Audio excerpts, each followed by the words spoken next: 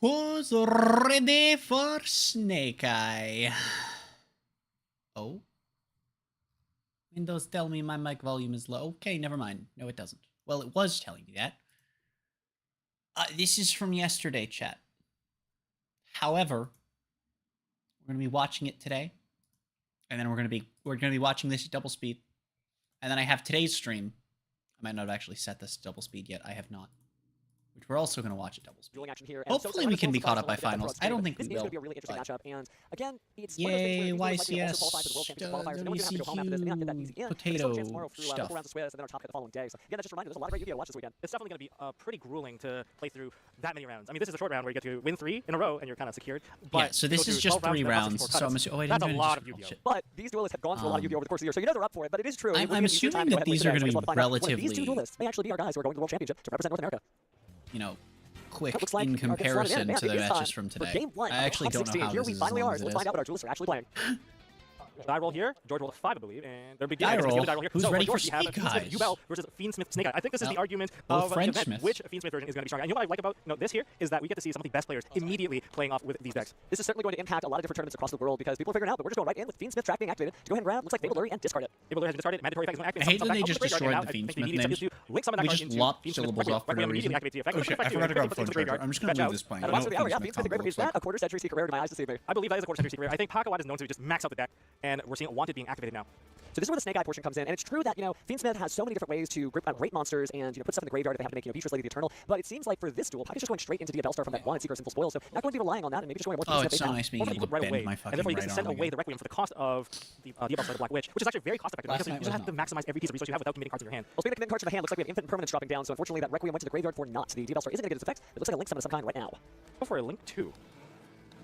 Which monster are we going into? And that's going to be Sequentia, or rather, Fiendsmith Sequence. Why did I plug in my Sequence now has the fusion. Right now, the recipe for Sequence is at least one light fiend monster. So the fusion monsters, to kind of break it down for you, will require multiple light fiend monsters, whereas the Link monsters, well, one only requires one light fiend, but the other is, you know, 2 monsters including 1 light fiend monster. Looks like we're seeing plenty of light fiends. Lacroma goes ahead and brings out the Fiendsmith Engraver, and now we're going to perform an Xyz summon. Yep. And it looks like we are going to Beatrice Lady the Eternal, maybe not worrying about Nibiru, the primal being coming down. There certainly has been a lot of Triple D Wave King Caesar variants out there where you're trying to stop the special summon, but right now it just seems like Pac is going all in and sending the original Seeker of Simple Spoils, the original Simple Spoils, Snake Eye's grave. That's right, and he's going to be able to add himself one of the Snake Eye cards. Another level 5, that's going to be Snake Eye Ash, and he's going to be able to put back the Bellstar. I think what's so He has cool. to put back the Bellstar because don't forget, you do need to put back a card, a Snake Eye or a Diabell monster. Yep. I think what's so cool though about what we're already seeing from Pakawat's players, there's so many different routes you can go. There's not one linear path, and you have to be an experienced duelist, and thankfully Pakawat is. But yeah, here we have Snake Eye Ash, and I think we're gonna have a very familiar It's popular not hand. that But almost is like non-linear. such a bait if you want to interact with it. Because if you do hit it with, say, an Ash Blossom or an Imperm, well, you have tons of monsters on the field to just pivot your way straight into a Promethean Princess, right?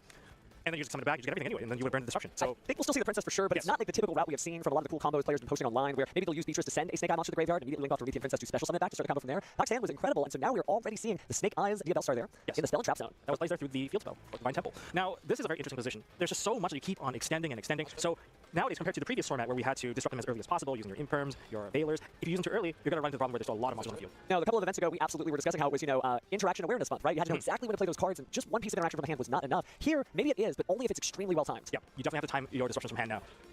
There's no go-to anymore. You just can't rely on the 2 in the same position. It's not that format anymore, and we are going to continue to link off into different monsters. We are into the Selene now. We'll say the creativity is off the chart. I feel like the extra deck has never felt more cramped. Those 15 slots, it's hard to pick just 15. Is extremely tight. The Selene into the Appaloosa.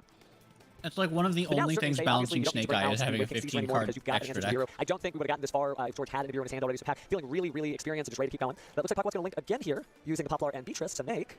Yeah. So here's something that's pretty insane about the field that is being developed by Pac right now. It's just that George already used one of the Imperm. One of the things that still clears the entire field is if you have Imperm plus Nibiru the Primal Being. That still works because you can't get the double negation unless somehow you summoned out Fiendsmith's the fusion.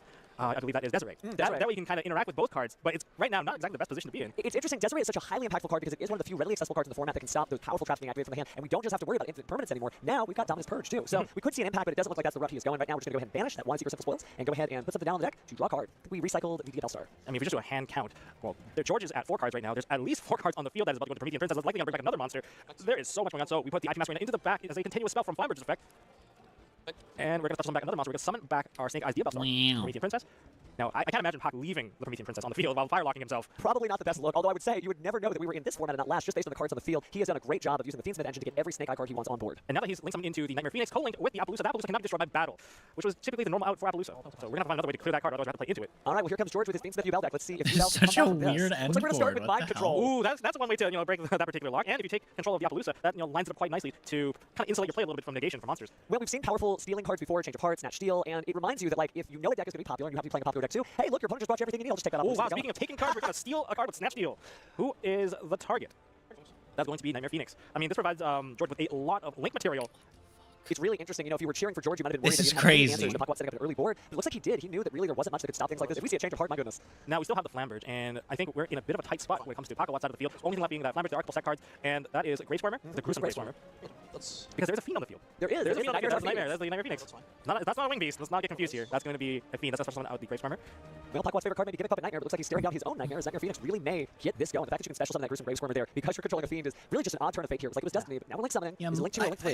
I guess like Link when 2. you have That's cards fine. like Could be, Minecon, Moon of the Braincon, Closed Heaven, Snatch that's the like Fiendsmith in the engine. meta because they're I think you might be really right. interesting and We're unique. Yep. There it is. Moon of the Closed Heaven. They're Snatch Steal very Graveyard. different Well, Snatch Steal. from Recently your reviewed. modern Secret. breakers It's a quarter century also from the Yes. Battle of Legends. Yeah, okay, well, I might be I trying think, to I think that's like perfect timing because they only hit one thing, but they do do such a specific thing, and the You certainly steal need a way to effect pull things off the triple board, attack and as we well. learned, especially in Yu-Gi-Oh! The Master change Duel, of using effect alternate ways to triple clear things off the board. They're not destroying and not returning to the hand. Sometimes you do just want to take across the board. They're That very option different fails. from So, modern for some of breakers, and the they don't Moon of the Closed completely Heaven, break we the are going to board. use the Divine Temple to summon But I up think they're really our cool and Acting Master Arena interesting from the Solid to Trap have Zone, and we're around. going to move on into making SP Little Knight through the effect of Acting Master Arena, Certainly important to note that that was a set infinite impermanence, so. and we're going to attempt to remove the Moon of the Closed Heaven. I mean, that's a great way to sign out. That costs 2 cards, we're clearing it out, and that's banished. At least not for good for now.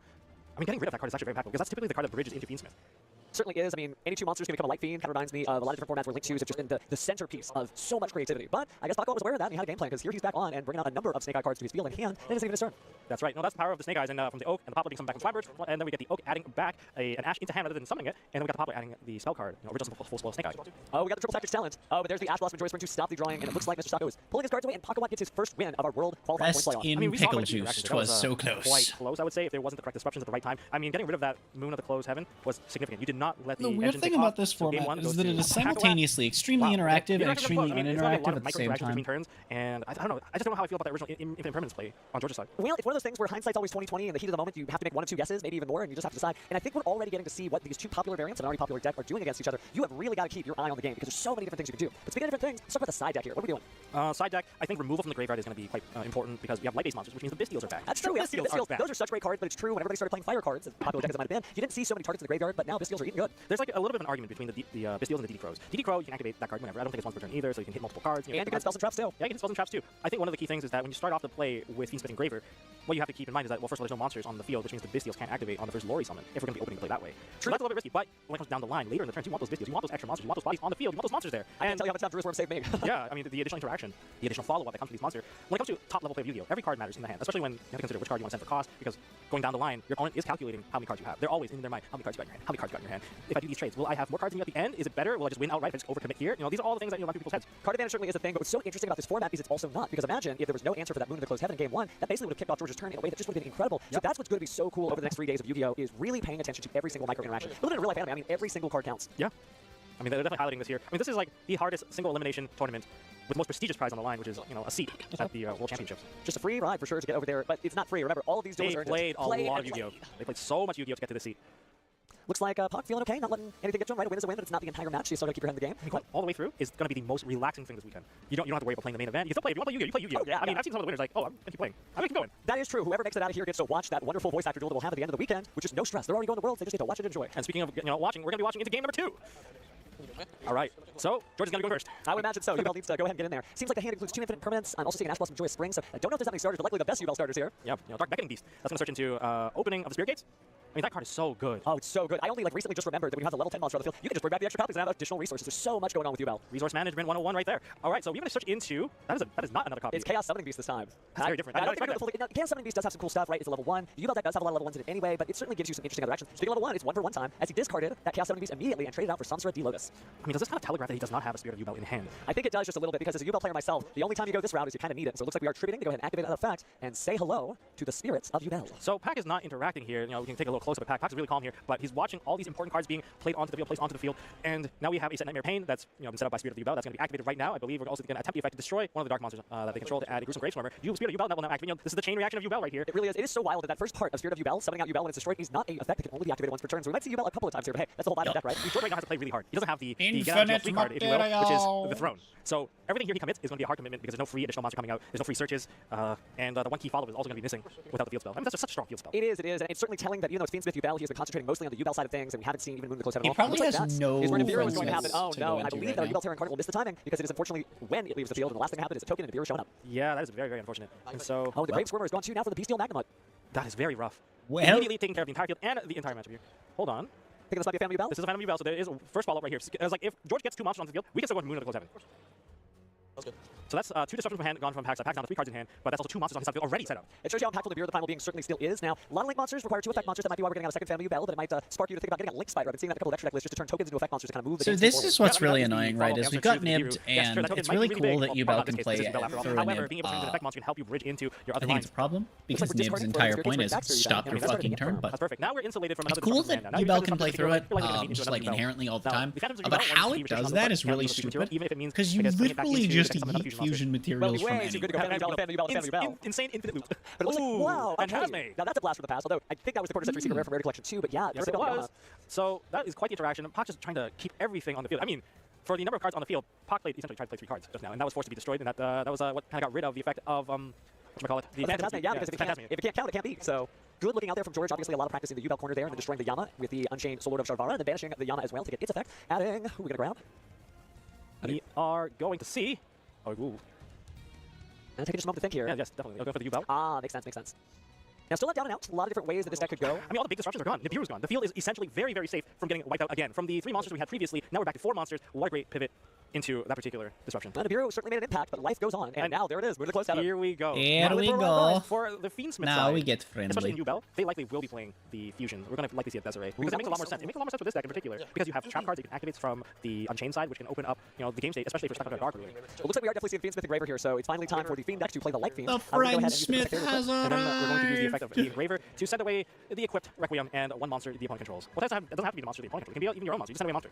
Very good looking out there. We are going to go into Fiendsmith sequence here. Looks like we are going to fusion something, so we may see that Desiree after all. But it looks like for now it is not going to be Desiree. We're just going to Lacrima. Now, with the Lacrima here, we're going to summon Lacrima effect. It doesn't necessarily need to summon the monster. You can be added to hand from bench or from graveyard. Like, Now, if you have why the are deck so ready, many you of have the it in your hand, you can put it Fiendsmith back in the names graveyard, and literally once you put it just back in the graveyard, you're gonna get missing the a track, syllable? likely going to be the next follow-up play. There's been so many cool plays with It's Dragon, obviously, literally about use it to add Fable Lure, so talk many about of it, them but are just the haven't seen same it here name, and but there, they've especially just with the Eternal schlunked a Evil syllable heroes going out. around. Oh, yes. You can also put... Deuce to Gold, the light one. Yeah, Deuce to Gold. And for some people, they're just going to put... They try to put a Evil Hero... Sinister Necron Necron, into yes. the I graveyard, don't also on the field. understand. So we got ourselves a Fable Lure that are added to hand, sent to the grave, sent back to the field. Certainly, Fabled has never looked better when you have all these Light Fiend support cards, so it's good to see that blast from the past coming back. So with trapped in the graveyard, you can apparently attempt to perform a fusion summon. However, right now, we don't have Fiendsmith Engraver, so Desiree is not exactly on the table at the moment.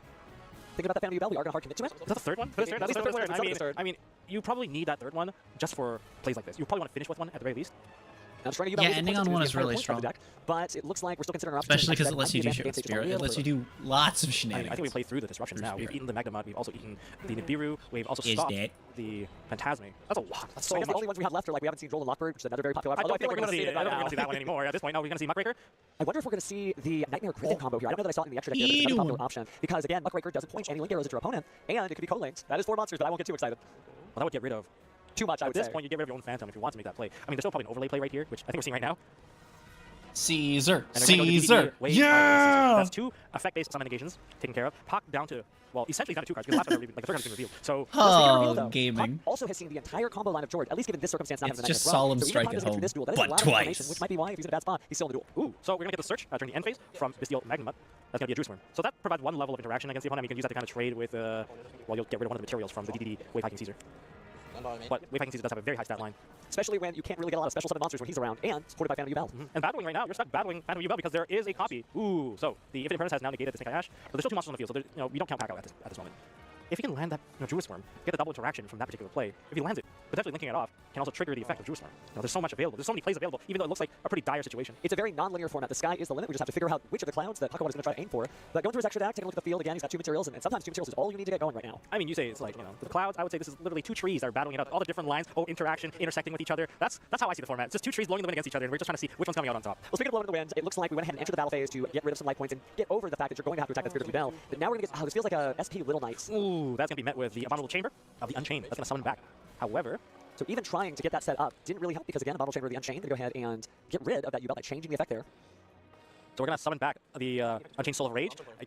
Now, because that was a Link Monster being summoned, we're going to see Phantasme being summoned. I think there's 2 Link Monsters. Now that's going to be additional draws. And this could really help Puck out of the spot if you're cheering for And that's Puckawad. going to get negated and destroyed by DDD Wave Viking Caesar. But that's pretty much the last one. It's funny how back and forth these duels go. So much interaction on the field, and we haven't even used the effect of the Unchained Soul Lord of Rage. And speaking of which, that's what's happening now. If that links off the Relinquish Anima, I don't know if you go for Anima, you go for the Nibiru. I feel like I would go for Anima, but hey, I'm not a World's Qualifying Points playoff. The reason being, though, is I'd still be worried about that SP Little Knight, right? They can have that ability. That is true. Although at the same time, Moon in the Closed Heaven is just as scary. Nope. Oh, looks like he's picking up his cards here. I mean, really, Great format well, we're maybe in. not, maybe Chat. down and out. No, well, Alright, let's skip a bit. George just Game doesn't 3. Game number 3. Ready, DL Star. Now, DL Star Black, which has been added to hand, and that's what we summoned out. We're going to be sent away the Bestial Baldrick. Broke it. A calculator going on. Yeah, so first of all, we're summoning out the Snake Eye Ash. That's about what, I 800 broke points. it. I thought that was like an Ash Blossom for a second. I'm like, oh, that was going to be a brutal Ash, but Okay, here we're we fine. are.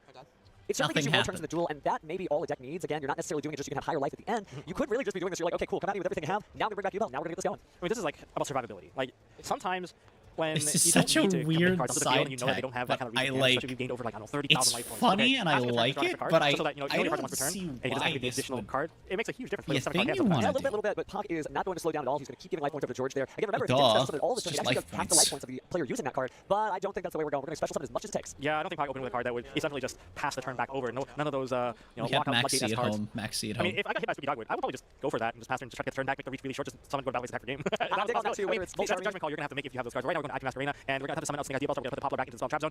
And from there, that's like 2,800 life points added. That's It's a big chunk, that's the issue. Ordinarily, if you were leaving the monsters on the field, they might get to bite back, but yeah, you're right, it's a relatively scaled down field. I still think the Divine Temple of the Snake Eye will do a lot, obviously, once we see a special. Ooh, now we get the activation of Nightmare Throne, you know, field spell for field spell.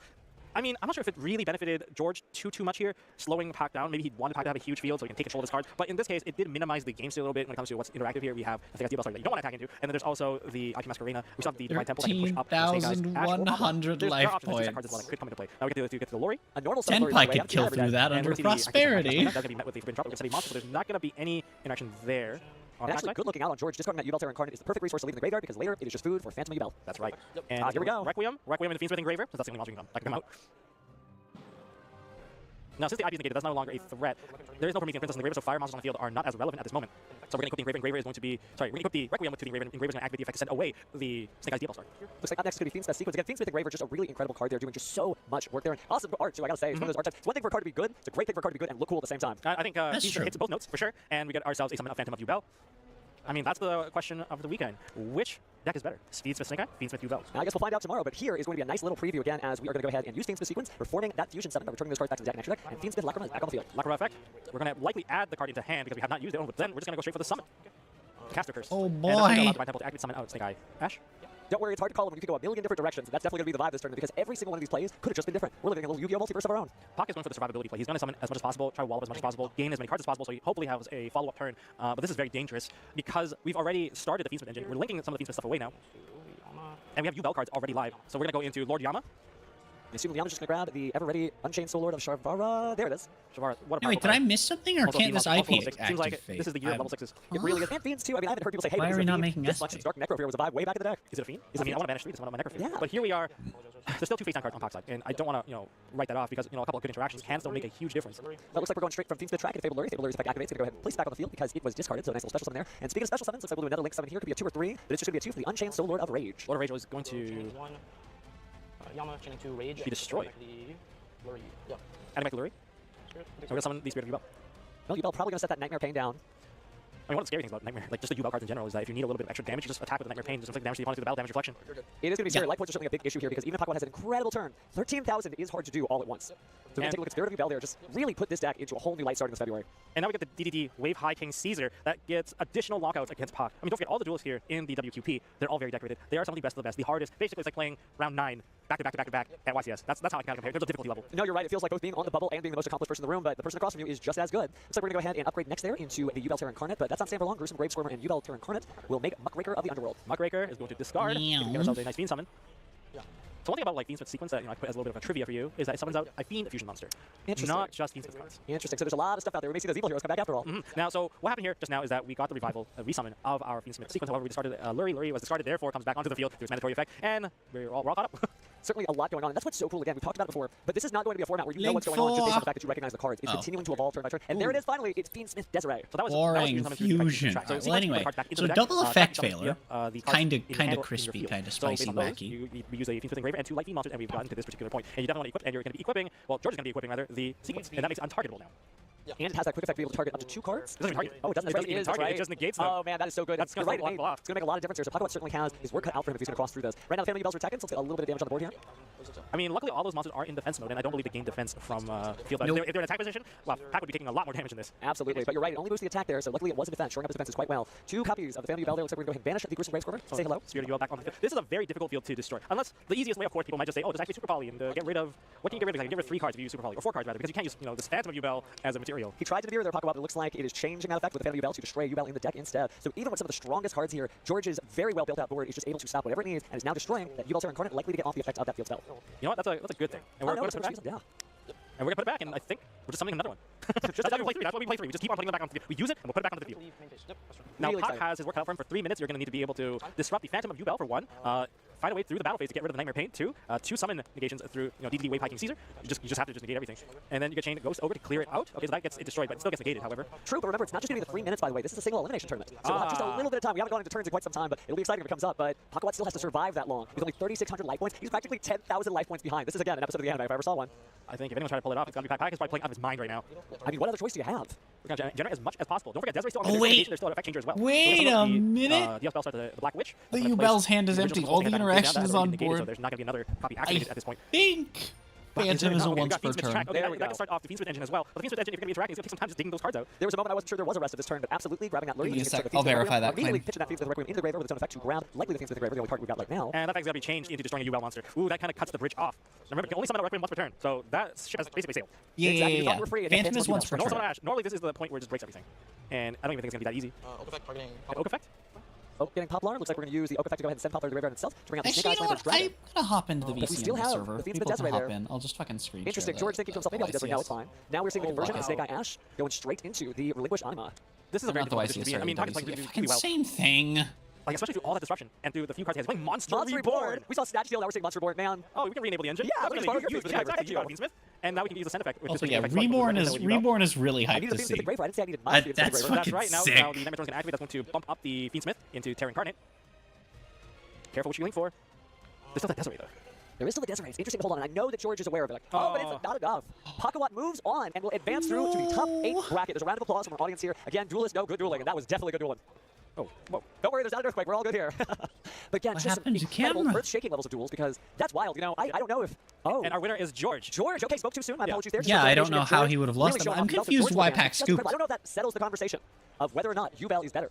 I mean, that's what No. we know. Well, I Snake think- Eye is better, but also... I mean, they both play really, really well. Maybe Pack had a little bit more Snake time Eye to is think better about in TCG. He probably could have Actually, done something, but there's just so much OCG's interaction. some Like, Phantom of questions. Yubel really gets highlighted in this duel in particular, this particular match where you're like, I can use it, I can put it back onto the field, and I'm going to keep cycling. And so, well, Pack's not out of it yet. I mean, Pack still has tomorrow to keep He does still have tomorrow, so my apologies for saying it. But hey, he might go to the World Championship after all on his mettle and determination.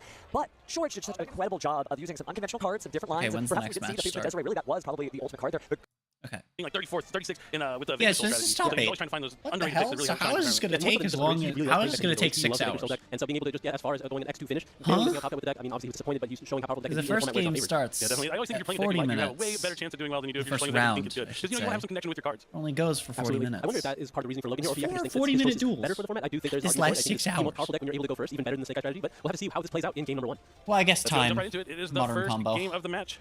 10 Duels are shuffled pie. up and ready to go. The hands are drawn. Oh, Interesting God. to see who gets to start here, because I think at this point there is a lot of knowledge as to who's playing what. It's very possible that Logan would have made Steven go first. Obviously, they haven't even rolled yet. Did Centelli win the roll there? It looks like they rolled before a little prematurely, and he happened to roll an 11 as a premature roll, so you might have to take back that one. No, they should not have to take back the die roll. It should just count. We live in a world that continues to exist. You can roll the dice. It doesn't matter if you rolled it before the time started, after the time started, or if it's a Tuesday and it's cold outside. You roll the dice, I would just let them rock it.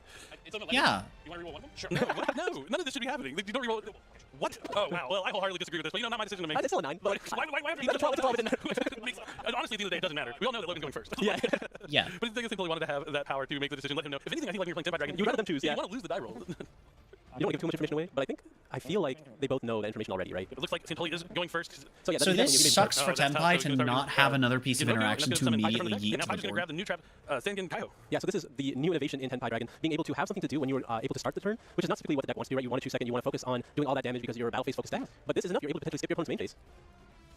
Yep, certainly. I hope you guys aren't hearing the same player audio we're hearing. We're just womp, womp, womp, womp. But Centelli is describing his place. He's locked into dragons now since he used Genroku's effect. Right, but I mean, that turn is over. He just said the trap and ended. Yep, and we're going to be starting off with the Fiend Smith Engraver. Engraver's going to discard to add a Fiendsmith spell, trap to the hand, going to go grab that new Fiendsmith track. The Fiendsmith's brand new cards out of the Infinite Forbidden. Extremely powerful, and we get to see them on display here this weekend at the NAWCQ. But a little preview here at the World Qualifying Point Playoff. But that track is going to add a Light Fiend, he's going to add Fabled Blurry, then immediately to discard things to track. And since those discarded special into the field, links away for a Fiendsmith Requiem. Yep, the bread and butter plays as we see, and now the Requiem's going to be able to use the effect, tribute itself, going to be able to special summon the Engraver from the deck. Yeah, so with the Sengen Kaiho, he's going to be able to end the main phase 1 at some point if he didn't let the Fire Dragon go to the graveyard. So he's just letting him go to the battle phase for this. Yeah, Sengen Kaiho, you are required to, if all monsters you control are Fire Dragon monsters, and you have to control one, and your opponent has to control one monster, then you can end their main phase. Yeah, so Logan playing around that card spectacularly here, especially when you know it's there, right? Yeah, you know, you just want to try and at least, you either want to force them to use it right away or prevent them Use using it in the it future. And it looks like that's exactly burn what Logan decided to do. Interesting, opts to set a card before activating one discarding Yubel. Gonna be able to summon that Centaur Dealers. Yeah, one Giving one's something nuts something because to Yubel develop. uses I so think we're many gonna see a lot of little Yubels again. ones. Yeah, I mean, it's a strong deck. I think it's a very, very strong contender. And there is a And Nightmare Pain Fiends option with here, Yubel. 0 attack And and three yellow defense, summon which is to why add you a also spell card run Mystic some Spell, of Nightmare Pain. some of the Sacred What he Beast added, stuff. shuffles back to 2 monsters from graveyard to fusion summon out Phantom and Yubel. That brand new fusion out of Battle's Legend Terminal Revenge has been one of the big reasons why Yubel has been considered as an option alongside the new Fiendsmith cards. There's a lot going for this deck. Yeah, I think this is absolutely one of the matches that Centelli wants to dodge in this tournament. Yubel, especially, you know, for a battle phase focused deck, you don't want to have to attack a Yubel. Definitely not Nightmare Pain forces you to do that. He's also going to use Nightmare Pain's effect to destroy the Spirit of Yubel to add the Grave Squirmer and then I like Spirit how of the Yubel destroys win-loss the Summon record Yubel for on this, even though this isn't, this now is you just a double single Grave Squirmer in from him, destroying bracket. Yubel. Like they're all Logan gonna gonna have play the again, same use that card. win-loss. He doesn't have Nightmare Throne, which is a little worrisome, but he's still able to get to a lot on the field. He's going to be down like at least one monster on the field. But he looks like he'll still be able to do a pretty significant combo. He's able to get to Unchained Soul Yama, which is really where you need to go as a Yubel player. Yeah, it's a lot of potential bodies on the field. at that point. They're You all really gonna need to have, oh, you it's a know, good sequence, actually. in top Okay. 8, He's sequence like everyone's fusion summon one back oh. materials from your graveyard. In Go top back to 4, Ruby. everyone's gonna be 2-0. Summon that brand new And then fusion in finals, Fiendsmith. they're both gonna be 3-0. Lacrima on summon can add back or special summon a level 6 Fiend. I think the more interesting thing to show for how today works is it should be based on duels, enough damage on the not field, despite how many bodies there are. not Yeah, that's one thing matches. with Yubel. You can summon a lot of monsters, but a lot of those monsters have 0 attack, right? Before the Fiendsmith stuff came out, it really had a tough time putting damage on the field, but a little bit easier now that they have the Fiendsmith cards. We see another copy of Phantom Yubel coming down by shuffling back materials from the graveyard, and that's going to be a link summon into Yama now. Yama is going to let him grab Unchained Soul Shavara. There's been a card set there for the entire time since prior to the 1-1 activity. I wonder if that's the card he's going to go after with the Shavara here. Nothing else would really generate as much value. I imagine you're going to be linking away the Yama first, so you at least get the effect of Yama in the grave as well. Maybe he's probably just looking to get how much damage he can get across. He wants to win right here and right now. You do not want to give Tenpai Dragon another turn, that's for sure. You- no, he's going into the they battle get a already. battle phase. You are McFucked. Okay, that was a barrage of damage, but I don't think it's quite 8,000. Yep, okay, 600 life points left. All the required is now linking away the 74. Lacrima, and then, yep, Steven until he sees it.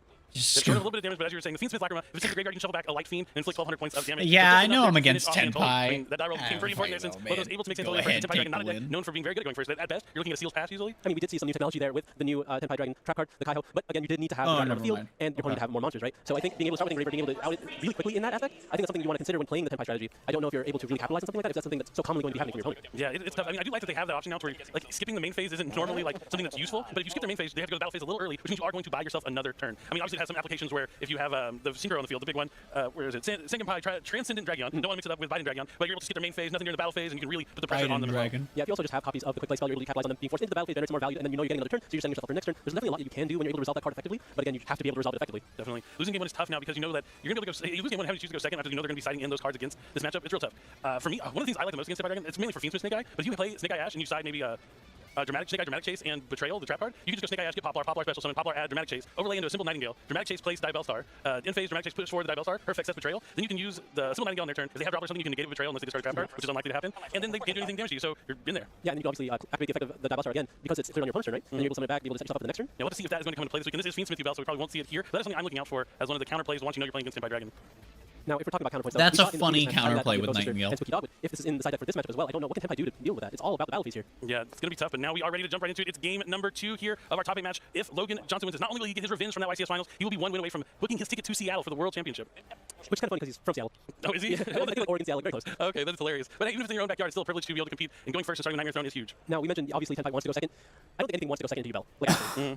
Like, I think there's going to just be such a strong field, because even the DD Wave King High Caesar deals with a lot of the Tenpai Dragon's effects, being able to prevent them from being able to special summon effectively in the battle phase, because you still have those effects live in the battle phase, so it forces Tenpai to use a lot of removal in the main phase if they're able to set up their field spell, but that's easily interruptible with all the forms of negation that Logan's potentially able to put up, and of course, you are still playing against Yubel, you're potentially dealing with Nightmare Pain, having to attack into Yubel itself, so it's a lot for the Tenpai strategy to deal with, and I don't know how Steven has planned for it. Yeah, it's tough. I think you're going to have to rely on some side deck cards, some board breakers, some things like Regeki, Lightning Storm. You definitely need to get rid of the spell and trap cards. You need to get Nightmare Pain off the field. That forcing you to attack Yubel is going to be helpful. Maybe looking at getting the field spell, Singing Kaiman up, or sorry, Singing Summoning the field spell, but getting that field spell on the field and then be able to go into a Black Rose Dragon, maybe to clean up the board, and then find a way to go to battle phase with the Singing Kaiman afterwards. It's definitely not easy though, but it will be something. He's going to need that field spell to get things started. Yeah, I wonder if Logan's going to potentially just leave a Yama in the grave, like expecting something like that to happen, so he can at least clear everything else, but still put Yubel on the field. That's really smart. I mean, that just shows you that you have to play test these matchups. You can't just theory it out. You have to know how to interrupt and how to deal with what your opponent's going to try and throw at you, especially when you're playing something like Tenpai Dragon or Yubel. So looks like we're going through some standard lines here. The Phantom Yubel is on the field, and then we're going into the Yama. I believe a gruesome Grace Corner was already out of the hand. Unchained so Soul of the Llama. The Yama as well as that into something along the lines of Soul of Rage, and then continue into the Fiends with Hobble from there. There's just like nothing to commentate. These are all, it's Definitely the place he same wants to decks be right we've now. seen Logan's for gonna put back forever, the 2 plus materials to summon Fiendsmith. Phantom of Yubel. Really, And if you've been following online Yu-Gi-Oh, you've seen so much Fiendsmith. I don't know, it's just interesting. Give me Melodious! You can't, like, once one goes, use it again. But it also means you can't super poly it away. Kind of a nice little bonus. Yeah, it's interesting that we've seen the format go in a direction where polymerization is not really playable, where this deck really wants to take advantage of that card. Like, you don't really see a lot of people playing Loving Forever. You know what occurs to me? A really powerful addition to the deck, but it seems powerful well on its own. If they Or kill, 2 monsters, you go into the brand new Moon of the Closed Heaven. That is a light fiend, so you can link They it go with one Snake Fiendsmith, Eye, Fiendsmith, Tenpai. Requiem, and then Requiem's going to be Yubel treated for might be the Engraver. best deck Now he's in going to the play one of those format. Phantom Yubels and Fiendsmith Engraver for Fiendsmith sequence. Yeah, Logan is going through his lines very quickly here. He knows how to do them. He's definitely done them several times up to this point. He'll be able to use the Grace Corner to because advance Yubel would still be one of the from best decks for Friendsmith. What's that? Seems like we're picking up cards so fast that some of them drop. No worries there. There's a Shavara on, likely the Spirit of Yubel. Makes a lot of sense. But there's a And we'll be lot using going Yama on. as well to summon it back, You know, I imagine. there are a lot of So things Yama that will send aren't back to the Snake Graveyard, Eye in he's the gonna summon from the format. deck. The big thing is he just wants to get 2 level 10s on the field. So there's Summon that the rank funny 10 man. Raidress, that is the bringer of the end times. It's just a fantastic card. Summon the funny The new man. sequence now going to be able to put back, I imagine 3 here to summon Desiree. Oh no, we're going still into Lacrima. To add the Engraver to the hand. Charvara's a 6, right?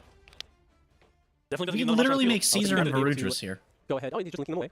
Figured that might be the waiting option, but we're going into the Soul of Rage. The Shavara is going to be able to Look trigger at here.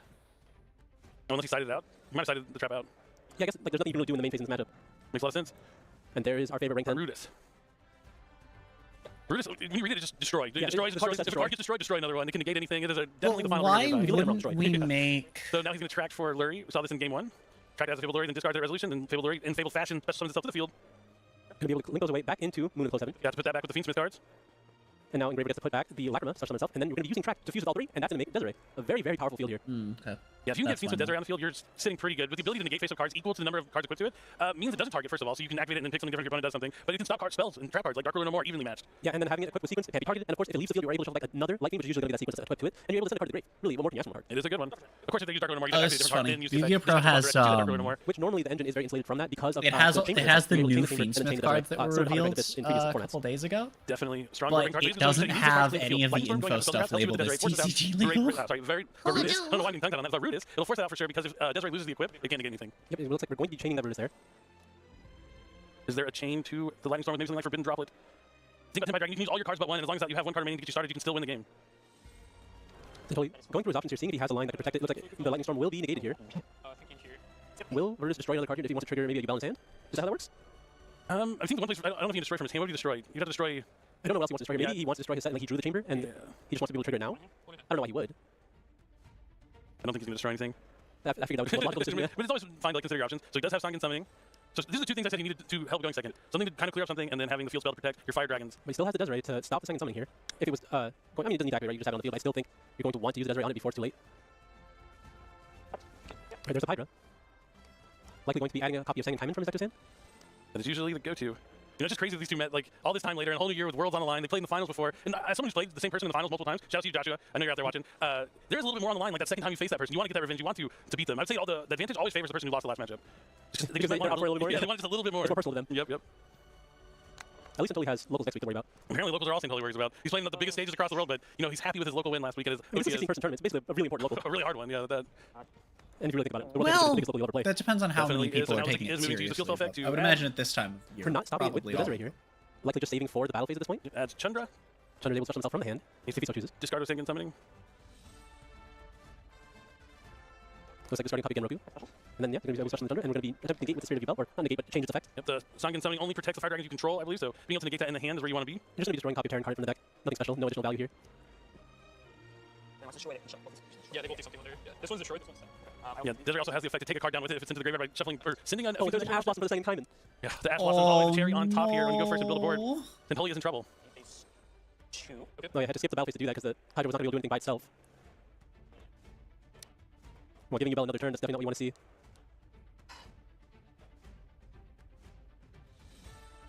Gonna set 2 cards face down. Yep, it's going to Oh get Logan going to have another no, turn now with the dude, battle let's phase to try go! and engage before the other Tenpai got already bingled. presented on the field. You'll love to see it. See how he decides to navigate this. You'll love So you to do have to keep in mind that see he it, knows that simply chat. plays the Sunken Kaiho, which meets the requirements already, even though he has 2 cards that can negate it face up on the field. Do you think he keeps it in his deck if he is choosing to go second post side? I think so. Just maybe it's like something goes wrong, just to have that option. Yeah, I did think I saw it in his hand, but I wanted to make sure if that was the same card.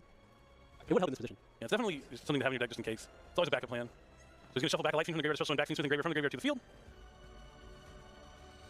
How far does he want to go from here? I wish I could speed up further than this. Like, We're going to be able to link it away, back into Requiem. Kill you in the battle phase, probably. we're gonna skim this. Yeah, we're gonna skim this because I don't think Tenpai can live Yubel this. back in the graveyard here. Okay, we Giving end him the option to main make phase. third Oh, defense we Yubel. end the main phase with stuff in I think defense they're playing it position. already, Oh, it's not over. I'm really slight misstep here. Never going to be able to. Like he has to send a monster here with the droplet, and then he has a spell in Again. response so he can use it that way. He always knew he could stop it. Oh, man. Yeah. He had to draw that cosmic He cycle, never drew the right? cosmic, yeah. That's huge. And now everything's going into attack mode. Still not quite enough, right? It's 18, 24, 3,000, and then... Oh, actually, the Oh, never mind. I don't know if he did the engraver gets 600 attack from the Requiem, and there's chamber as well. Okay, That'll so do. way more than 8,000 then. Unchained Soul of Rage comes back to the field. It looks like Santoli is going to have to try his luck in the main event tomorrow. Remember, this is just the pre-show. It's a pre-All-Star game where we have the 16 best players from the year trying to play a single elimination tournament. We're going to find our first 2 representatives at the end at the WCS from the NAWCQ. But the main event starts tomorrow. This is just the beginning of 3 exciting days of Yu-Gi-Oh! Well, we do get to see the hidden ability of Second Kaiho here try to keep himself alive, because after 3 attacks have been declared in the battle phase, you're able to bench it, draw a card, and special summon as many dragons from your hand. Hey, do you have a card to draw? You have a hope, a chance? Here comes the draw. Well, that wasn't a monster, I don't think, but we can at least summon the Chandra. Okay. All right. My bad for counting Santoli down, but not out yet. Never give up on Santoli. Chandra, if it battles, can at least special summon a monster from the deck, I believe. I do believe you're correct. Potentially being able to hold the line. I think it's a little rough, because I think as far as main phase 2, that Solar Rage is still going to be able to clear a lot. Oh yeah, we are just going to go into main phase 2 and not leave too many options here. I mean, yeah, he's Santoli's still sitting on 1 card versus full board. I have to commit to something though. Right. Really, I'm just doing this one. Yeah, he's just making the moves as he has to. He's going to be able to special summon the Lil Knight, which I think is reasonable here. Going after the graveyard, you want to at least banish one of those monsters so he's not able to be recurred off of the fodder later. Goes for Genroku. Still has the Desiree, no longer has to deal with the Virtus, but potentially a second one coming down. I doubt it. I really doubt there's a second one, but now there's also a Lil Knight to deal with. For what it's worth, Steven has pushed through a lot of it, technically. I mean, working with what he had, he's found a way to survive a little longer than we probably thought he would, but definitely in a tough position still. Yeah, Nightmare Pain's going to be able to add, looks like Spirit of Yubel, as well as destroying the Solar Rage, which will then be able to add a card back. I wonder... Okay, for a second I thought Virtus was if he knows he's Dragon, so he can add him back. But has some options here. Looking at the Lotus, maybe Shavara, he's going to grab Samsara the Lotus. I don't believe he's normal summon. So that is a useful effect to be able to put on the field. Yeah, he just used Trap. Yep, he's gonna be able to summon it. Oh, he looks like he's just going to be using the effect here. You're welcome, balls. Stick another Yubel on the field. Okay, back to skimming. I just want to see the end board here. Snake Eye Oh. matchup. And I think The you end just board wanna is dodge every Feather Yubel as Duster you can, gets which is really unfortunate that you bonked. Running into that Yubel before you make it to the top four match. Hello, I think kid. we have Tenpai Dragon, a couple of Yubel. Things without maybe negating or destroying cards. You're doing something different your opponent never could have planned for. Exactly. And like if you're set up the field for you and you take control of Semifinals. some, I think there was a 6 there for one of them. I And think that's we're only a gonna 6. roll. So 6? 6.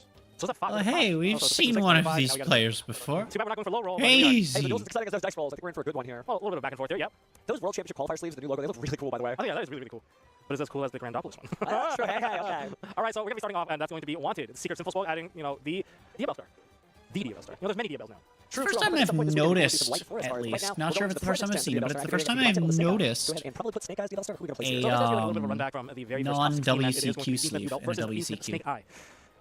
I mean, both decks Or are just so non- good. Especially when it comes to going first. You know, This rush from provided in a hand, feature you know match how, on any. How / when the time is what I'm like saying. pretty key. Well, we are in Texas. Because so we gotta normally go it's, with the Fold'em. you know, Right. Looks like we're going to this go with sleeve so far. and So we're this going to take a Diabell Star, sleeve. and that's going to send away. Here we have send away Yusei. the other Diabell Star, the Black Witch. Yusei, which actually shouldn't Now we be the know case. that this does not mean that George's hand isn't that strong. Rather, he prefers to be called Lucas, so I'm going to call him Lucas from now on. So your Lucas main and has extra are always had supposed to around be him. sleeved differently. Like he has his deck already tacked out with those take cards from game 1 that we've already seen previously. No, it certainly does. It's one of those things where it's kind of hard to call the match right. We know what's going on, but we don't know where it's going because there's just been so many turns and twists through this roller coaster event. And right now, it looks like we're seeing relatively I think. understated interaction from Lucas. Or is that He's Vanguard? but that Well, I doesn't know mean it's he's not Vanguard. just blocking these monsters with Only Yubel monsters Vanguard next turn. I'm So we got into original Simple Snake Eye, getting the Snake Eye Ash onto the field. That gets into the Poplar, added to the hand. Poplar reveals summons up onto the field, and we are now here with No, maybe the Yu-Gi-Oh! Link It is Anima, that it putting has to be Poplar the back into same. spell trap zone. And that is going now into a Link summon? No, this is the effect because we can't go into any links at the moment because we have no arrows. So that's going to go Oak effect. We're going to target the Poplar, summon Poplar back onto the field.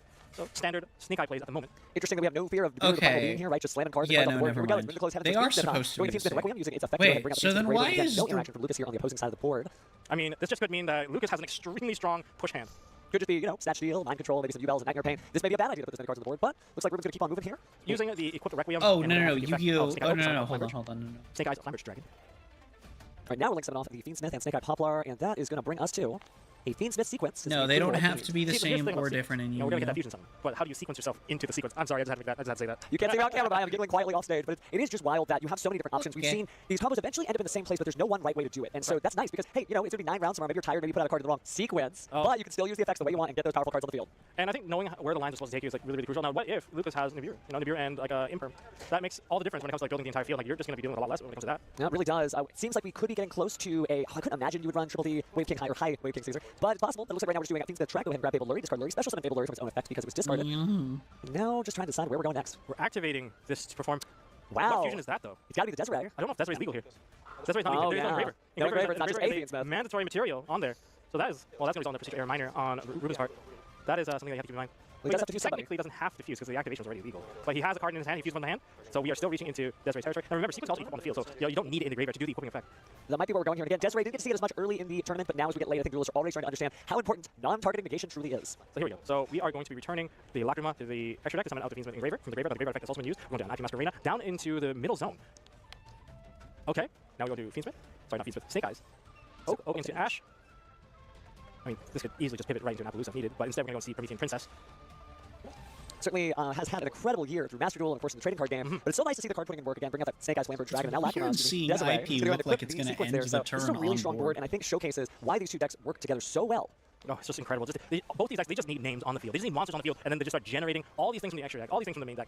It's incredibly powerful. Now, currently, we are All these Firelock. things from the main and extra deck. So, Oh boy, take all three wouldn't it of be those monsters. crazy if we had a card We're going coming to out negate in the a few effect of the months Princess that Unfirelock would, ourselves with the Desiree, and now we're going to Appaloosa. So that is a very clever move. bunch Just of in case you shit. watching from, oh, wasn't he Firelocked? Well, Ruben was not Firelocked the moment, you know, the Fiendsmith negated that monster, negated the Promethean Princess. What a smart way to pivot through. It's a really great use case that sometimes your cards really can negatively affect you, and that's a good thing. And so again, yes, getting rid of the Promethean Princess Firelock there from the continuous effect did bring us here to Appaloosa. And so now with that Dark Beckoning beast in the field, I think it's pretty easy to say no. With Appaloosa both got us there, and that's going to make it kind of difficult. But here comes opening the Spirit Gates to try again. Now, is that a card that you would choose to negate? No, we are not negating it. And Lucas is going to get that search of Chaos Summoning Beast. Now, while you negated that activated effect once per chain, you didn't get rid of the continuous effect, so it still is possible to normal summon a Fiend monster with 0 attack in addition to your normal summon. But we're going to see the action from IP Master Arena. IP Master Arena has now performed a Link Summon into SP Little Knight. And I spoke too soon. Now that the Dark Beckoning Beast may be leaving the field here, well, there's not going to be really a lot you can double normal summon into unless the Gruesome Grave Swarmer is chained, destroying a Dark Fiend monster and special summoning itself. I'm not sure if you're going to choose to destroy the card, since that part is optional. That is true. We're going to have to wait and see if that's the direction, but that Oh, let it get banished. Okay. did not happen. The Appaloosa said no. There's a lot of that going around this That turn. is a 3-material Appaloosa. In other words, it had 2,400 attack, losing 800, still has 16, 2 more negations available based off of the attack stat.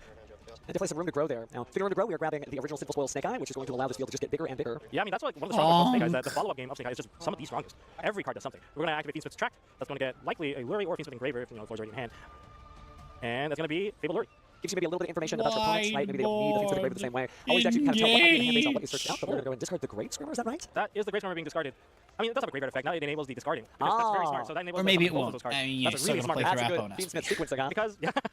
Like being jokes aside, though, what happened here is I discard the Grave Swarmer. That means a Fiend with 0 attack is in the graveyard. You can use the effect of the opening Spirit Gates, discard the Fable Lurry, and because Fable Lurry was discarded, you can special summon it. Now, with the summon of Lurry, that's going to trigger the Promethean Princess, destroy the Poplar, and that's going to destroy the Lurry, which is a great way to keep those light fiends off of the field. And keeping them off the table is very important, and with the Poplar effect, that's also going to put the Snake Eyes Diabell Star into the Spell Trap Zone in the middle.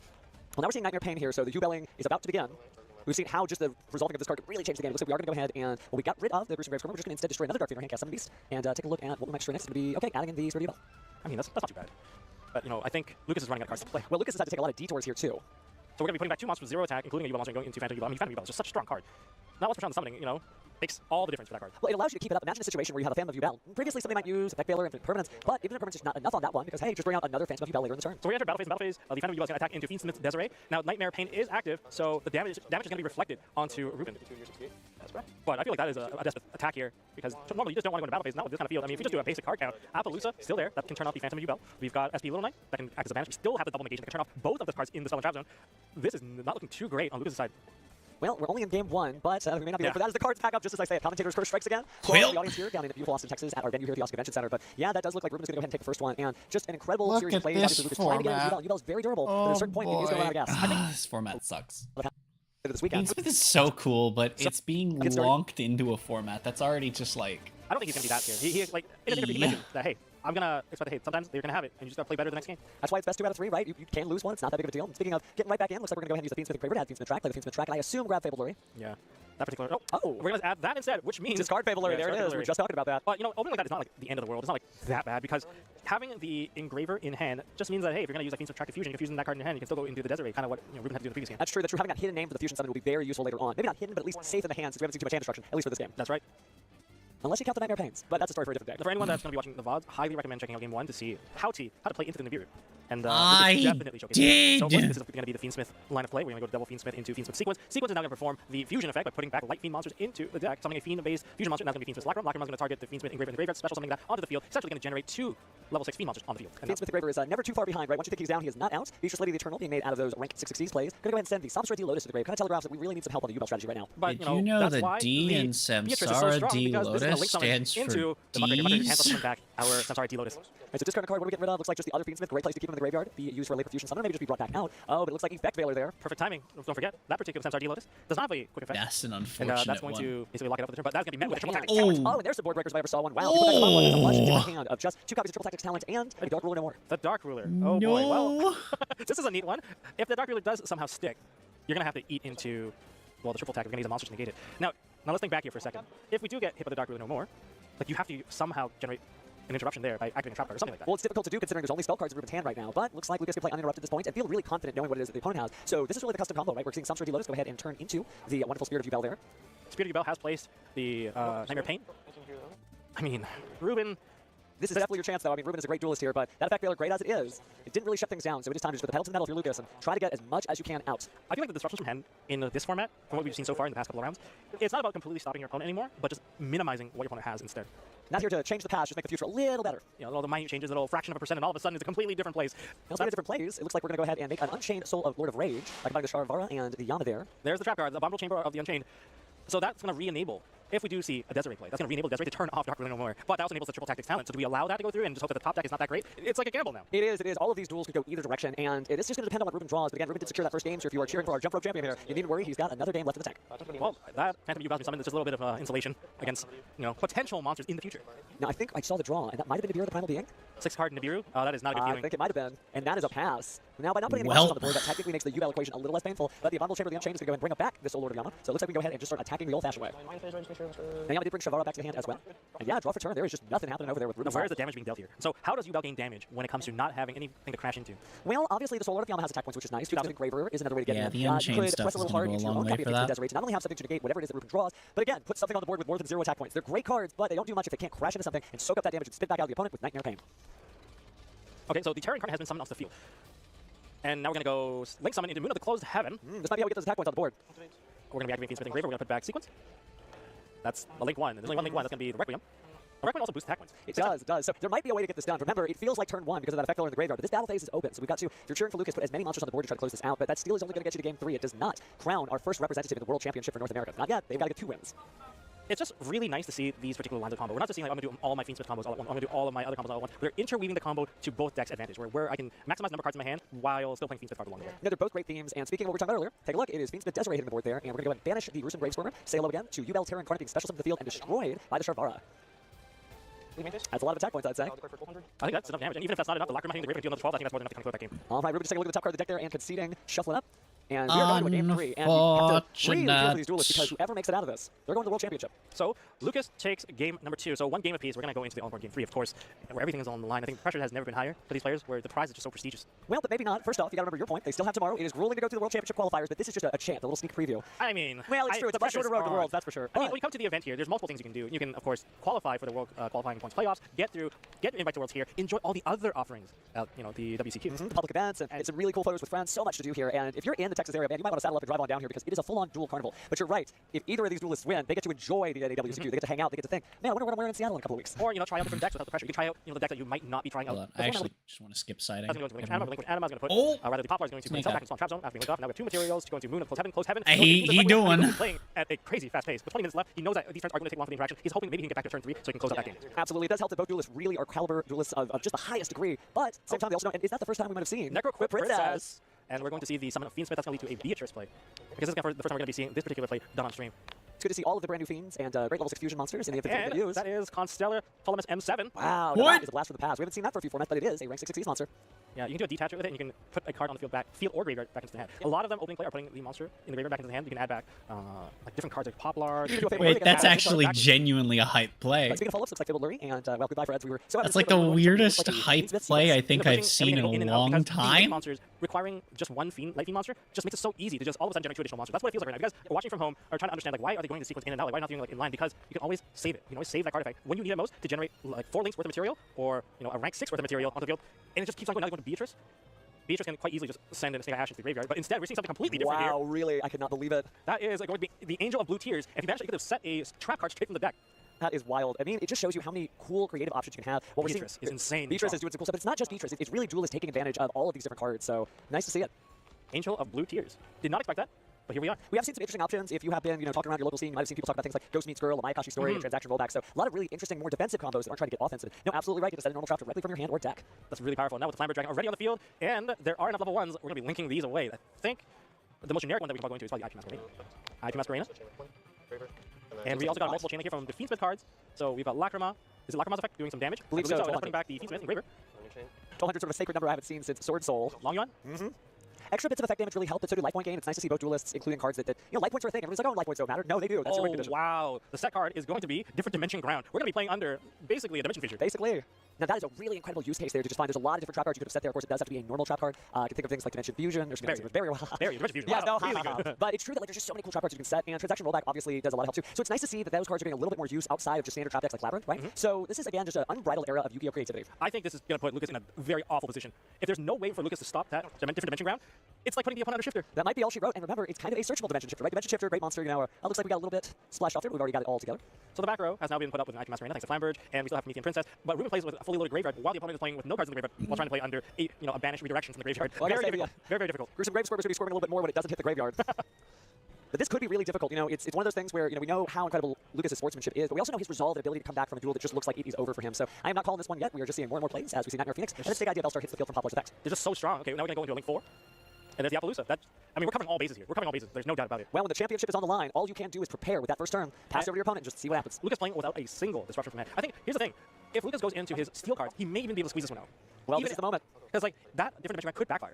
I'm just saying right now, it could backfire, especially if you're forced to activate it while your Flamberge is still on the field. If it doesn't hit the graveyard, you could lose your entire field. We're seeing Nightmare Pain being activated. Ghost Ogre rears its head again to go ahead and destroy Nightmare Pain before it even can activate. But Triple Tactics Talent is now with plus out Designator. Whoa, the crowd goes wild on Cheers this for one. the applause, understanding that this may be it. Yeah, with the Different Dimension Ground left over, this is going to be a very rough spot now. Just absolutely incredible foresight there to say, no, I'm ready for anything, including the same cards I want to use against my opponent. Banishing that and saying no. Unfortunately, there was no access to the Appaloosa. Now that we have the opening of the Spirit Gates activated, that's going to add a copy of Chaos Beast? Summoning Beast? And maybe the Dark Beckoning Beast. Dark Beckoning Beast it is. Depends on what he had in his hand. It seems like Dark Beckoning Beast is the way, but with the Appaloosa still on the board and the IP Masquerade staring it down, this is looking quite critical. Activate normal summon Dark Beckoning Beast using its effect to add another copy of the Spirit Gates. Are we going to preemptively make it so that every single type of cost is going to be basically not hitting the graveyard? That's also possible, but we're going to be adding opening of Spirit Gates into hand. Oh, sorry. We're going to be adding the Beast, rather. Looks like we might be doing IP Masquerade's effect. I saw Ruben gesture to it, but no. Instead, we are chaining. Oh, wow, it's setting both cards there. Oh, Ruben definitely missed the timing here for the Different Dimension Ground, loading the entire graveyard already with these monsters. Will it be enough? Now it's going to negate 2 monsters, likely going to be the IP Masquerade and the Appaloosa, 2 of the ones that will have the interaction. But don't worry, there's more interaction in the graveyard as well with the Promethean Princess. So not all is lost. You certainly made a great point about those cards in the graveyard because, hey, that does look like Yubel and effect monster, so at least one copy of Spirit of Yubel is on the way. Or Spirit of Yubel, Phantom of Yubel. Phantom of Yubel. So we got a Phantom, we got a Spirit.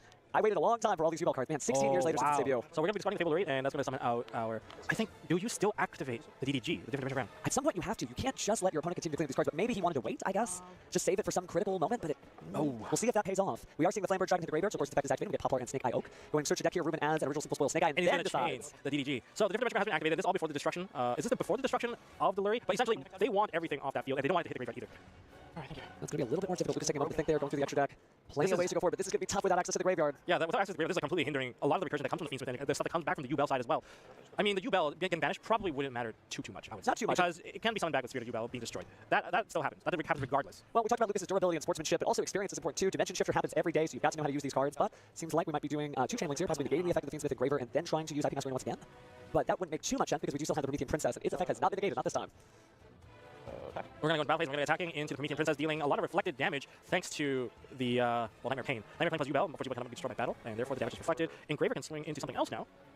We're gonna attack into the IP Mask right now. Well, IP Mask right now could just like lead to like it's a whole different lot of trouble here. The only issue, while IP Masquerade was a great target, it probably could appear once again. The Flamberge Dragon is, well, probably not too far with the field set up the way that Ruben has it. And using Flamberge Dragon's effect to place it in the spell trap, so it means we're probably going to be seeing it again soon. Oh, but the Dimension Ground works on both players, so it is going to be banished. And it was a good call, actually. Well, that means that, you know, we're not going to see Flamberge Dragon putting it back in the spell trap zone again. And not I this think time. this There are game very is few targets bugged. I left don't for see the Flamberge Dragon's pop-ups Tribe. We're for gonna return those effect two cards we talked about earlier for activations. Phantom of Yubel, True, but true. it looks like that's the last of it. No more hands, so at this point, it's just the extra deck and a prayer.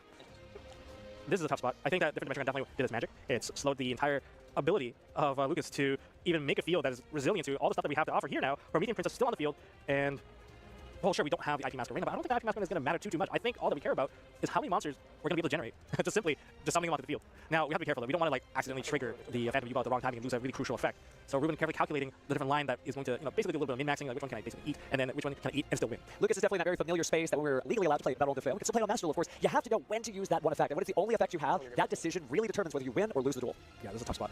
Very, very, very tough spot. Now, there's several things for Ruben to clear. One, Phantom Yubel needs to be answered because there is, one, cannot be destroyed by battle. I don't think the only takes battle damage regarding that card. Two, there's a Nightmare Pain on the field, forcing you to attack into that Phantom of Yubel. So those are two limitations that we are facing right now. But aside from that, that could be it. But there's also the effect of Phantom of Yubel that can also kind of come into play and force another Yubel monster onto the field. Well, we still should have at least one negate left from Apollousa Bow of the Goddess. I only believe they used it once, but even so, you know, pushing forward, you have to again. This is it with only 6 minutes or so left on the clock. Every second ticking by. I mean, getting closer. Ruben got what he wanted. I mentioned earlier, Ruben played, you know, at top speed, Mach 6, made his field just so that he can get the turn 3. And we are now in turn 3 with ample time to think and rebuild the field and essentially attempt to go for game. That Angel of Blue Tears does a lot of work. I'll be thinking about all the cool trap cards that I can go ahead and get to the field banishing it. That's going to be some fun stuff later in the format. But for now, here comes Snake Eyes, the Bellstar, slamming down onto the field. It looks like we're going to link off our two Snake Eye level 1 monsters, Ash and Poplar, to make a Moon of the Closed Heaven. Unfortunately, it's not pointing to that Yubel. If it was, we probably could have seen another cool play if we have a rank 5. Or sorry, link 5. It's true that we've seen Moon of the Closed Heaven a lot. Now I would love to see a little Underworld Goddess action, being able to use 2 link materials from your opponent's side of the field. Very cool. Just 2 and 2. 2 on your side, 2 on Yeah, your it side. is a Oh, really that's great. funny interaction. I mean, it's what the card was designed like for. we're It's a gonna really use funny Deadly Beast, interaction that you can just actually So yeet 2 there are many ways materials we're from going the to this field. Now opponent. we're going to go Engraver, get equipped by the Requiem. Requiem can technically send away that Yubel, if I'm not mistaken, but that's going to likely cause a chain reaction. I don't think that's going to be that great of an effect to do. There's multiple things, but we're going to do it. That's going to be a chain, and that's going to destroy a card. So we get to keep the equip because we don't get to send either. This is going to destroy the Spirit of Yubel, and Spirit of Yubel is going to summon a regular Yubel, and regular Yubel can kind of tag into the next Yubel. So yeah, it's definitely not that easy. Well, we still have to get through. Also, after this match chat, I'm we're going going to to go go to ahead and get rid of that using the effect there. Oh, now swap out into Promethean Princess. I see. So we destroyed it using the effect of Promethean Princess and getting rid of the Snake Idea Bellstar. Okay, now we can push it. With see, there's 2 ways to kind of push a monster to the back. One, using the effect of Flamberge Dragon. The other one is using Snake Eyes Bellstar on the battle to push a monster to the back. And those are the different ways that we can do it. Now we have ample time to go to the battle phase at this particular point. And that there's secures the it. handshake. That secures it. Well. Ruben qualifies for the World Championship via the World Qualifying Point playoff. You can see it, the hugs there again, great sportsmanship. Both of these duelists are World Championship caliber duelists. They dueled incredibly here, but there's a certain level of emotion that you have to show when you have worked your entire year, jump rope championships aside, to be All right. We just saw I'm Ruben going to walk fast in. forward to Tell me what this. that was I'm like for going you. to go All to in front of Lord. them. Give me a Yeah, sec. Ruben I'll be is right such a back. great player, and he has made so many accomplishments in the game just this season alone, so it's really deserving to see him make it all the way to the World Championship. If anyone's going to qualify to take that first spot, I'm really happy it's him. Definitely a biases, veteran, though. no bias, yeah. A veteran player, and it's exciting to see him. But we're going to find out who our next 2 players are that are going to be facing off with that World Championship spot on the line. Genghis, let us know who we are going to be representing us North America this year. Thank you very much, Billy and Asala. This is it, the final match of the day as we will determine the second duelist to represent North America at the WCS. Everybody please give a warm welcome for our first competitor in the blue chair. From Everett, Washington, Logan J. Notably, he topped his first ever YCS at the age of 14, and this would be his first time qualifying for the WCS. His opponent in the red chair coming in from Lowell, Massachusetts, Jose. When asked what Jose's greatest career accomplishment was, he just said, the lifelong friends he made along the way. Your competitors have taken to the stage. We have one more spot today to determine who is going to the WCS. Let's send it back over to the casters to get into game 1. All right, thanks, Genghis. We're ready for our second semifinal match. We already see that Ruben is going to Worlds, and now we're going to find out which one of these 2 players is going to go with them. And this is just the beginning of the weekend. This is the World Qualifying Point Playoff. We're taking the top 16 of the players from the past year who had the most amount of points, competing from regionals and YCSs, and then they get to play in a single elimination tournament here on Friday, the day before the NAWCQ, and 2 of them get to go on to the World Championship. Tomorrow is when the Swiss round starts. There's going to be plenty of Swiss rounds, and at the end of that, on day 2, we'll eventually send 4 more players. But for now, this match will determine who is going to the World Championship. Absolutely. This is only day 0. We still have 2 full days of dueling left to be played, and I think we get to see some of the most exciting matches right now. A lot of these players, they've been practicing for quite some time. They're very in tune with how the combos are meant to be played out, which might not be the case for everyone else in the room because all this stuff is really brand new. So it's going to be a lot to really take in. I think a lot of the players that are playing in the main event tomorrow are going to be paying attention to this tournament, to see the lines really. Yeah, to see what worked for them and what didn't work, because there's certain cards they may have used, certain plays specifically, because the deck was probably already due earlier today, but they're going to at least be able to know what works and what doesn't in terms of how to play through certain cards. And this matchup is going to be the same matchup we saw in the other half of the top 4, where it's Fiend Smith Yubel versus Fiend Smith Snake Eye. I think this is going to be a pretty good representation of what we're going to see in the main event. These are coming into the tournament. I think these were the 2 decks to beat. Absolutely, I definitely think. I mean, I saw the thing about flying Red Bull, as well as and I was mirror matches. But you know, this is yeah. I don't know why you went with Paras over when Check over was right there. I think Yubel going second is a little bit better than people gave it credit for when they're using those power spells. I haven't seen qualifying, but I did see Yubel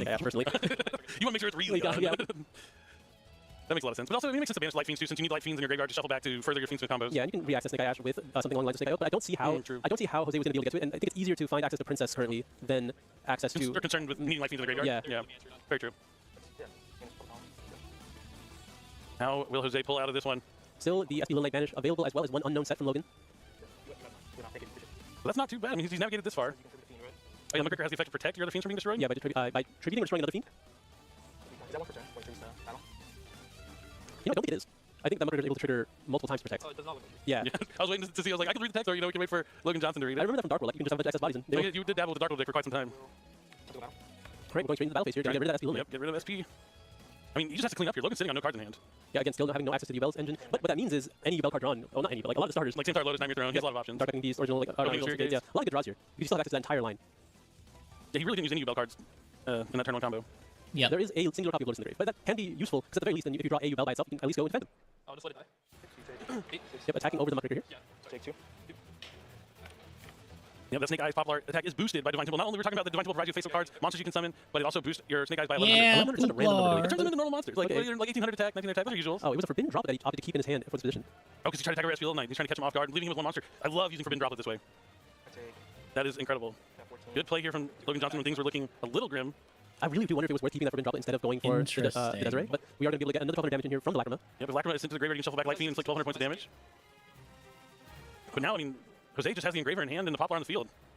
I did normal summon. Yeah, there's He's no... used Poplar's effect also this turn already, so he's not going to be able to put anything in the spell trap zone for Divine Temple. You can force out the Lil Knight, but I don't know why that matters. Oh, because it's in the Anima zone, you're right. I mean, what chances are all it's going to do is move Anima to the main monster Yeah. zone.